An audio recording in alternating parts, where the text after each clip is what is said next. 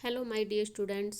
मैं ज्योति बंसल आपके अपने यूट्यूब चैनल JH के अड्डा 92 पर एक बार फिर आपका स्वागत करती हूँ।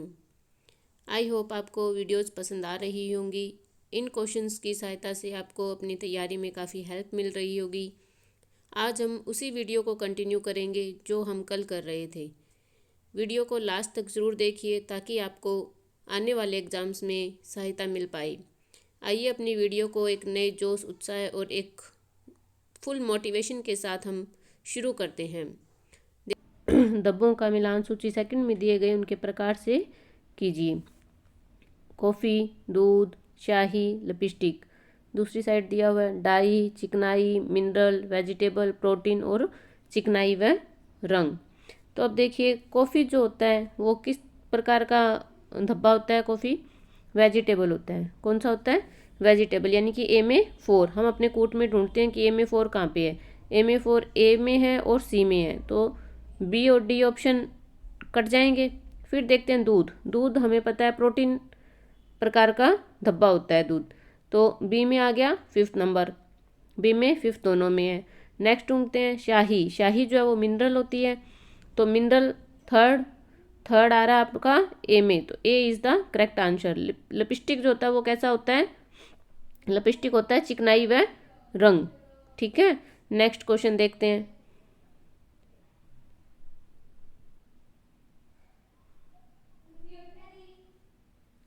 देखिए, कपड़े से लिपस्टिक का निशान मिटाने का सही अनुक्रम बताइए। कपड़े से लिपस्टिक का निशान मिटाने का सही अनुक्रम बताना है। गर्म साबुनी जल से धोना, चिकनाई विलायक के साथ स्पंज करना, निशान को ब्लीच करना, गर्म जल से साफ करके धूप में सुखाना। तो बताइए लिपस्टिक का जो निशान होता है उसको मिटाने का सही अनुक्रम क्या होगा? सबसे पहले क्या करेंगे?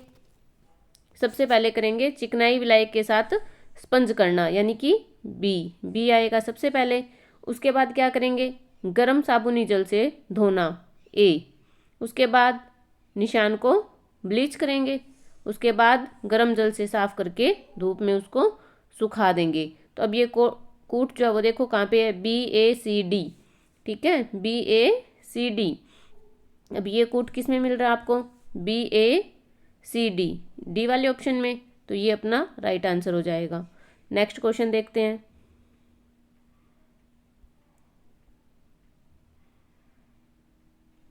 देखिए, सूती वस्त्र से पान का दाग किन रासायनिक पदार्थों से छुड़ाएंगे? किस पे से? सूती वस्त्र से। और दाग किसका है? पान का। और किन रासायनिक पदार्थों से छुड़वाएंगे बताइए? ग्लिसरीन व जावेल वाटर से, तनु पोटेशियम परमैंगनेट व सोडियम मेटाबाइसल्फाइड से, गर्म पानी व साबुन का घोल, अल्कोहल, अमोनिया व तनु अम्ल से। बताइए पान का दाग जो है अगर सूती वस्त्र पे लग जाए तो हम किसके उपयोग से उसको मिटा सकते हैं? तो इसका सही आंसर क्या होगा? इसका सही आंसर हो जाएगा ग्लिसरीन व जावेल वाटर से। किससे? जावेल वाटर से। अब मुझे ये बताइए कि जावेल वाटर को हम क्या कहते हैं? जावेल वाटर को हम क्या कहते हैं? जावेल वाटर जो होता है वो क्या होता है? ठीक है, जावेल वाटर को हम क्या कहते हैं बताइए? इस क्वेश्चन का आंसर हमें मिल गया ग्लिसरीन और जावेल वाटर। ठीक है, नेक्स्ट क्वेश्चन अपने देखते हैं।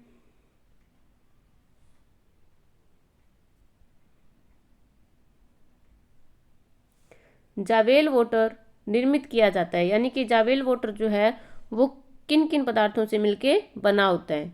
ठीक है, वाशिंग सोडा, सोडियम परबोरेट, उबला पानी। B washing soda, chloride of lime, उबला पानी। पोटेशियम परमैंगनेट, उबला पानी, chloride of lime. Next sodium hydrosulphide, washing soda, chloride of lime और उबला पानी। तो जावेल वाटर जो है वो किससे बनकर बना है बताइए? जावेल वाटर को ही अपने क्या कहते हैं? सोडियम हाइपोक्लोराइड कहते हैं ना। जावेल वाटर को क्या कहते हैं? Sodium hypochlorite. तो इसमें वॉशिंग सोडा होगा। ठीक है, और वॉशिंग सोडा होगा और क्या होगा बताइए? क्लोराइड है तो क्लोराइड है तो क्लोराइड भी मिलेगा और उबला पानी मिलेगा। ठीक है, तो जावेल वाटर को ही हम क्या कहते हैं? सोडियम हाइपोक्लोराइड कहते हैं। और ये किससे मिलकर बना होता है? Washing soda plus chloride of lime plus उबला पानी। ठीक है, नेक्स्ट क्वेश्चन देखते हैं।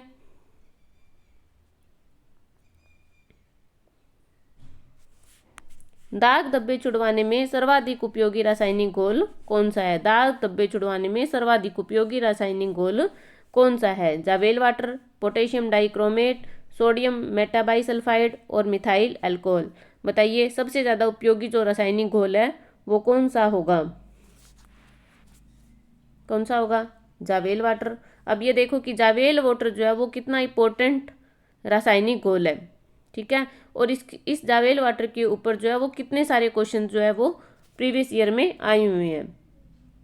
नेक्स्ट क्वेश्चन देखते हैं। साबुन में कपड़े बार बार धुलने पर पीले पड़ जाते हैं। साबुन में कपड़े बार बार धुलने पे क्या हो जाते हैं? पीले पड़ जाते हैं। इसका कारण क्या होता है? बताइए इसका क्या कारण होता है? कास्टिक सोडा, ब्राइन, सक्रिय पदार्थ और रेंजिन।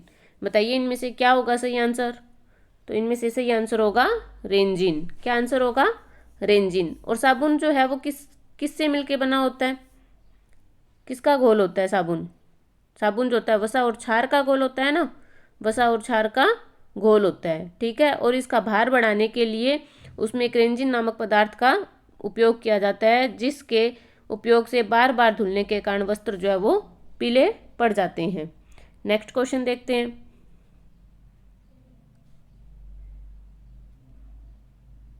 देखिए नेक्स्ट क्वेश्चन। सफेद सूती वस्त्र से ताजे खून के धब्बे को हटाया जा सकता है। सफेद सूती वस्त्र है, उसके ऊपर ताजे खून का कोई धब्बा लग गया तो आप उसको किस प्रकार से हटाएंगे? तनु अमोनिया के घोल से, तनु बोरेक्स विलियन द्वारा, पोटेशियम परमैंगनेट के घोल से, तनु आयोडीन विलियन के द्वारा। तो बताइए इसका सही आंसर क्या होगा? इसका सही आंसर हो जाएगा तनु अमोनिया के घोल से। किससे हटाएंगे? तनु अमोनिया के घोल से। नेक्स्ट क्वेश्चन देखते हैं। देखिए ग्रीस के दाग को हटाने के लिए, किसके? ग्रीस के दाग को हटाने के लिए किस प्रकार के अभिकर्मक का प्रयोग करना चाहिए? किसका? ग्रीस का जो दाग है उसको हटाने के लिए किस प्रकार के अभिकर्मक का प्रयोग करना चाहिए? क्षारीय, अम्लीय, बोरेक्स या नमक, या मुल्तानी मिट्टी, या फ्रेंच चोक। तो बताइए किसका प्रयोग करना चाहिए? ग्रीस का अगर दाग लग जाए तो ग्रीस का दाग जो वो चिकनाई युक्त होता है, तो उसको हटाने के लिए हम किसका प्रयोग करते हैं? अवशोषक विधि का प्रयोग करते हैं। और अवशोषक पदार्थ कौन से होते हैं? जैसे मुल्तानी मिट्टी, फ्रेंच चोक, अरारोट, मूंग का जो आटा होता है वो, ये सारी चीज़ें क्या होती है? अवशोषक विधि में काम में ली जाती है। तो इसका सही आंसर क्या मिल जाएगा अपने को? मुल्तानी मिट्टी। ठीक है, नेक्स्ट क्वेश्चन देखते हैं।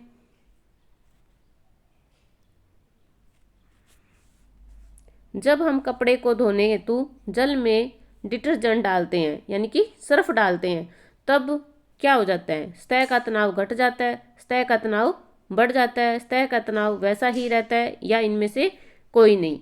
बताइए जब हम कपड़े को धोने हेतु जल में कोई भी डिटर्जेंट डालते हैं, यानी कि कोई भी सर्फ डालते हैं, तो पानी की जो सतह होती है उसका तनाव क्या हो जाएगा? उसका तनाव जो है वो घट जाता है। ठीक है, नेक्स्ट क्वेश्चन देखते हैं।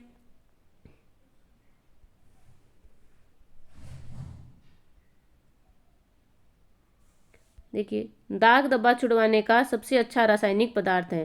दाग धब्बा छुड़वाने का सबसे अच्छा रासायनिक पदार्थ कौन सा है? जेवली जल, लवण युक्त जल, साइट्रिक अम्ल, या नमक युक्त अम्ल। क्या हो जाएगा? साइट्रिक अम्ल। नेक्स्ट क्वेश्चन देखते हैं।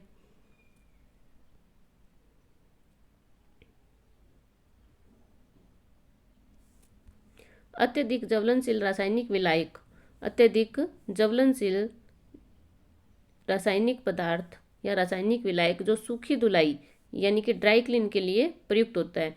इसमें यह ध्यान रखना कि इसमें क्या पूछा है? ज्वलनशील। ठीक है, ज्वलनशील रासायनिक पदार्थ विलायक पूछा है।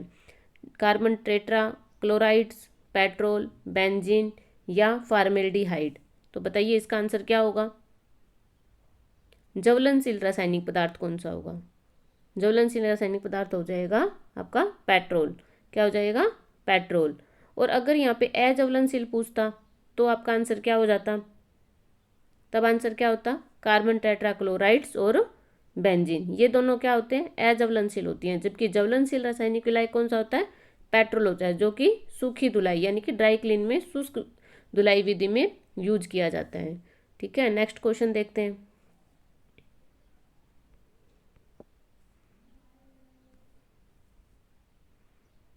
देखिए नेक्स्ट क्वेश्चन, चिकनाई अवशोषक विधि में प्रयुक्त नहीं होते हैं, क्या प्रयुक्त जो है वो नहीं होता है। ठीक है, चिकनाई युक्त में क्या प्रयुक्त जो है वो नहीं होता है, तो फ्रेंच चौक या मुल्तानी मिट्टी, पाउडर या मैग्नीशिया, पेट्रोल, मूंग का आटा। तो बताइए क्या प्रयुक्त नहीं होता है। आपको पता है ना अवशोषक पदार्थ कौन कौन से होते हैं, फ्रेंच चौक और मुल्तानी मिट्टी होता है, पाउडर भी होता है मैग्नीशिया का, और मूंग का आटा भी होता है। तो क्या नहीं होता, पेट्रोल नहीं होता।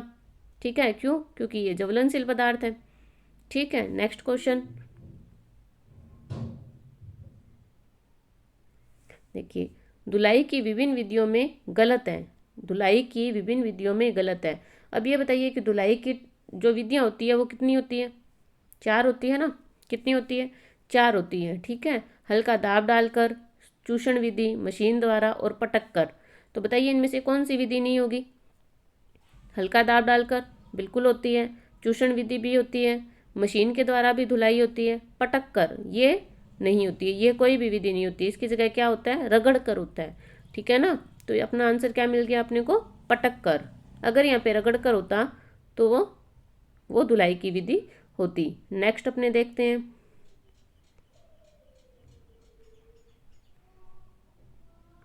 देखिए चाय के धब्बे किस वर्ग में आते हैं, चाय का जो धब्बा है वो किस वर्ग में आता है, वनस्पति में, वसा युक्त में, प्राणीज में, खनिज युक्त में। तो बताइए चाय का जो धब्बा है वो किस में आएगा, किस में आएगा, वनस्पति में आएगा ना, वनस्पति जगत में आएगा। चाय के अंदर चाय, कोको, कॉफ़ी, फल, ये सब किस में आते हैं, वनस्पति जगत में आते हैं। और प्राणीज वर्ग में कौन से आते हैं, जो प्रोटीन युक्त होते हैं, जैसे अंडे, दूध, मांस, खून, इन सब के जो धब्बे होते हैं वो किस में आते हैं, प्राणी जगत में आते हैं। और प्राणी जगत के जो धब्बे होते हैं उनको, प्राणी जगत के जो धब्बे होते हैं उनको वॉश करते टाइम हम किस चीज़ का ध्यान रखते हैं कि उन पे गर्म पानी जो है वो ना लगे। और वसायुक्त धब्बे कौन से होते हैं, वसायुक्त धब्बे होते हैं मक्खन, घी, तेल, है ना, पेंट, ये सब धब्बे किस में आते हैं, वसायुक्त में आ जाएंगे। और खनिज युक्त अपनों ने पीछे पढ़ा था ना, पेन की जो स्याही होती है वो किस में आती है, खनिज युक्त में आती है, मिनरल में आती है। जंग का धब्बा हो गया, किसी भी मेडिसिन का जो धब्बा होता है वो भी किस में आएगा, खनिज युक्त धब्बे में आ जाएगा। तो हमें अपने क्वेश्चन का आंसर क्या मिला, वनस्पति में। ठीक है, नेक्स्ट क्वेश्चन देखते हैं।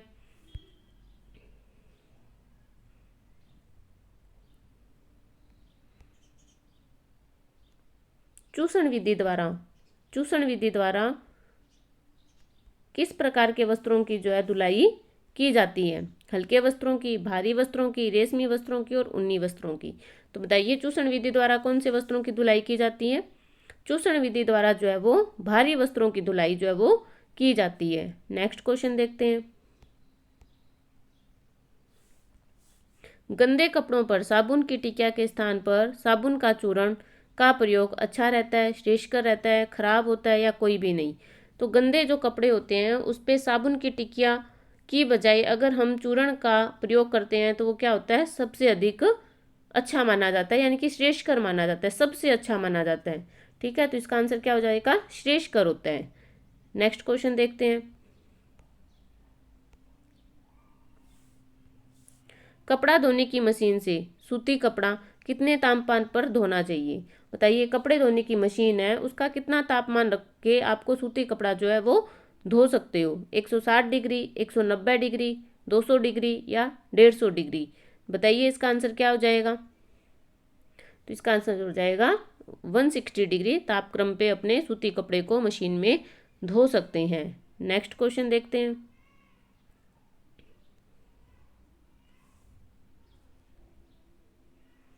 कपड़े की फिनिशिंग, कपड़े की फिनिशिंग का अच्छा पदार्थ क्या माना जाता है, कपड़े की फिनिशिंग जो होती है उसका अच्छा पदार्थ क्या माना जाता है, ब्लू, ओबास, स्टिफिंग एजेंट या ऑक्जेलेरीज।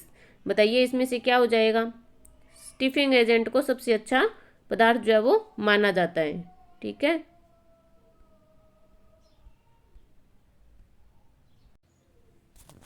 आज हम इतने ही क्वेश्चन करेंगे क्योंकि वरना वीडियो जो है वो बहुत लंबी हो जाएगी, और आज के लिए इतने क्वेश्चन जो है वो काफ़ी हैं। आशा करती हूँ कि आपको ये क्वेश्चन जो है वो अच्छे लग रहे होंगे, आपकी जो प्रैक्टिस है वो अच्छी हो रही होगी, आपको अपना लेवल पता चल रहा होगा कि आपकी तैयारी का लेवल क्या है। तो ऐसे ही आप मेरे साथ बने रहिए और अच्छे अच्छे क्वेश्चनों की प्रैक्टिस करते रहिए। इसका नेक्स्ट पार्ट हम कल करेंगे। तब तक के लिए बाय बाय।